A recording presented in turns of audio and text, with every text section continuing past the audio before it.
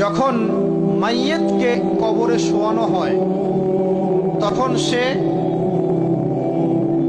তাকে দাফন করে যাওয়া ব্যক্তিদের হাঁটার খসখস আওয়াজ শুনতে পায়। এরপরে তাকে যখন শুইয়ে দেওয়া হয়, সে যদি মুমিন ব্যক্তি হয় তাহলে তার মাথার দিকে তার সলাত এসে দাঁড়িয়ে যায়। দুনিয়াতে আপনি যে নামাজগুলো পড়েছেন, আমি যে নামাজগুলো পড়ছি, এগুলো মাথার দিকে দাঁড়িয়ে যায়। ডান দিকে চলে আসে তার সওম মানে কি? রোজা। বাম দিকে চলে আসে যাকাত। তারপরে পায়ের দিকে চলে আসবে তার আত্মীয়তার সম্পর্ক রক্ষার ইবাদত, তার এই যে অন্যান্য দান সদকা, তার নফল আমল, তার তাসবিহ তাহলিল, তার কোরআন তেলাওয়াত ইত্যাদি পায়ের দিকে চলে আসবে। এখানে একটা হাদিস এসেছে, সূরাতুল মুলক যে ব্যক্তি রাতের বেলা তেলাওয়াত করবে, কোন সূরা ভাই? তাবারাকাল্লাযী বিয়াদিহিল মুলক ওয়া হুয়া আলা কুল্লি শাইইন কাদির। এই সূরা যে ব্যক্তি রাতের বেলা করে তেলাওয়াত করবে, ইনশাআল্লাহ সূরা মুলক কবরে তার সাথে থাকবে এবং কবর আযাব থেকে সূরা মুলক তাকে বাঁচাবে ইনশাআল্লাহ। আমি বুঝাচ্ছি যে কি অবস্থাটা হবে। এবার দুজন ফেরেশতা মাথার দিক থেকে আসবেন, আসতে চাইবেন, সালাত বলবে এখান দিয়ে আসা যাবে না, এদিক দিয়ে আসা যাবে না। ডান দিক দিয়ে আসতে চাইবেন, এদিক দিয়ে আসা যাবে না। বাম দিক দিয়ে আসতে চাইবেন, যাকাত বলবে এদিক দিয়ে আসা যাবে না। পায়ের দিক দিয়ে আসতে চাইবেন, আমলগুলো বলবে এদিক দিয়ে আসা যাবে না। তারপরেও তারা আসবেন, চোখগুলো হবে নীল এবং কালো বর্ণ, নীলাপ চোখের, কালো। মুনকার নাকি? উঠে বসিয়ে দেওয়া হবে। এবার তিনটা প্রশ্ন। প্রথমে প্রশ্ন হচ্ছে কি? মান রব, তোমার রবকে?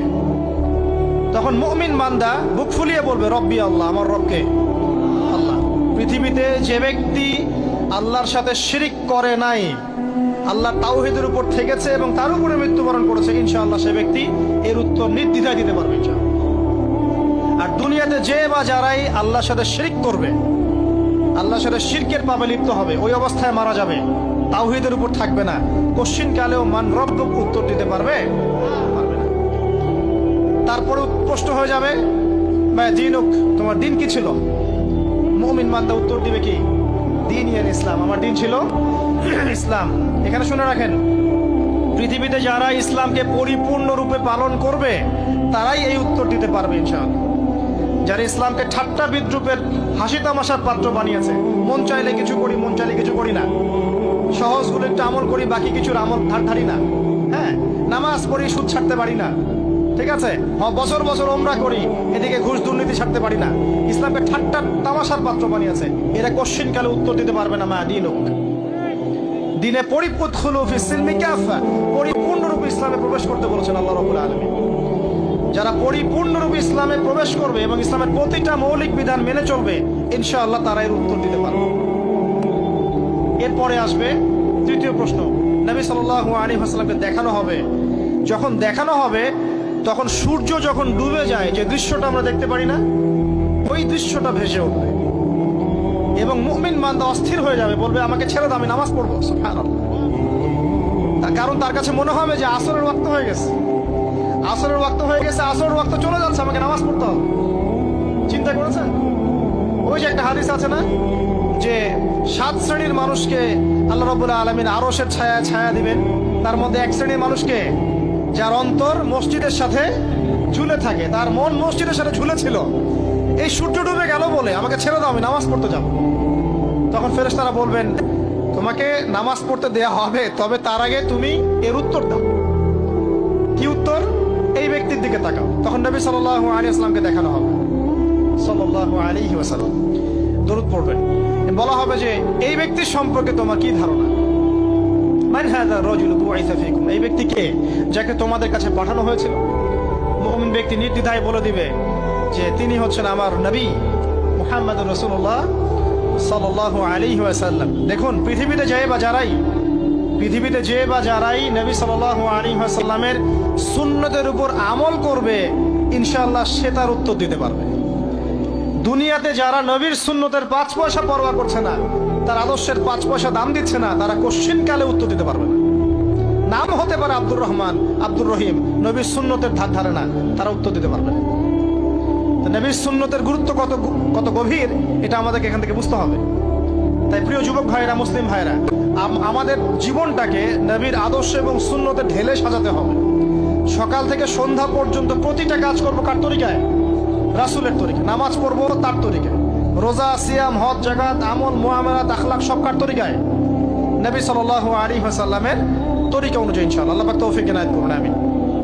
এবার ফেরেশতা দুজন জিজ্ঞাসা করবেন অবাক হয়ে, যে তুমি কিভাবে এটা জানলে? তুমি কিভাবে এই তিনটা প্রশ্নের উত্তর দিতে পারলে? কারণ বেশিরভাগ মানুষ তো উত্তর দিতে পারবে না, বেশিরভাগ মানুষই এই উত্তর দিতে পারবে না। কারণ কিয়ামতের মাঠে 1999 জন মানুষ জাহান্নামে যাবে। তো এটা কঠিন পরীক্ষা। আল্লাহ রাসূল সাল্লাল্লাহু আলাইহি ওয়াসাল্লাম বলেছেন যে নিশ্চয়ই তোমাদেরকে এখানে পরীক্ষায় ফেলা হবে, আর তোমরা যদি এই পরীক্ষা জেনে তোমাদের মৃতদেরকে দাফন করা থেকে বিরত না থাকতে, তাহলে আমি তোমাদেরকে শুনিয়ে দিতাম কবরে কেমন পরীক্ষা হয়। মানে যদি আমরা শুনতে পারতাম যে কবরে কেমন পরীক্ষা হয়, আমরা ভয়ে আমাদের মৃতদেরকে দাফন পর্যন্ত করতাম না। এটা নবীজি বলছেন সাল্লাল্লাহু আলাইহি ওয়াসাল্লাম। তাকে জিজ্ঞাসা করা হবে যে তুমি কিভাবে জানলে এটা? বেশিরভাগ মানুষ তো পারে না উত্তর দিতে। তখন সেই ব্যক্তি বলে বসবে, সেই ব্যক্তি বলবে যে করাতু কিতাব আল্লাহ, আমি আল্লাহর কিতাব এই কোরআন পড়েছি। মুমিন বলবে আমি আল্লাহর কোরআন পড়েছি, ফাআমানতু বিহি, আমি এর উপর ঈমান এনেছিলাম, ওয়া সাদ্দাকতু, এবং সত্যায়ন করেছিলাম। অতএব দুনিয়াতে যারা দ্বীনের জ্ঞান অর্জন করছে না, কোরআন পড়ছে না, হাদিস পড়ছে না, পড়াশোনার চেষ্টা করছে না, জানার চেষ্টা করছে না, কবরে পার পাওয়া ডিফিকাল্ট আছে। এটা একটা অন্যতম প্রশ্ন। আমরা কিন্তু মনে করি তিনটা প্রশ্ন হচ্ছে, আসলে প্রশ্ন হচ্ছে কয়টা? 4টা। তিনটার পরে আরো একটা এক্সট্রা। কিভাবে জানলে? তখন উত্তর দিচ্ছে আমি আল্লাহর কিতাব পড়েছি, ঈমান এনেছি, সত্যায়ন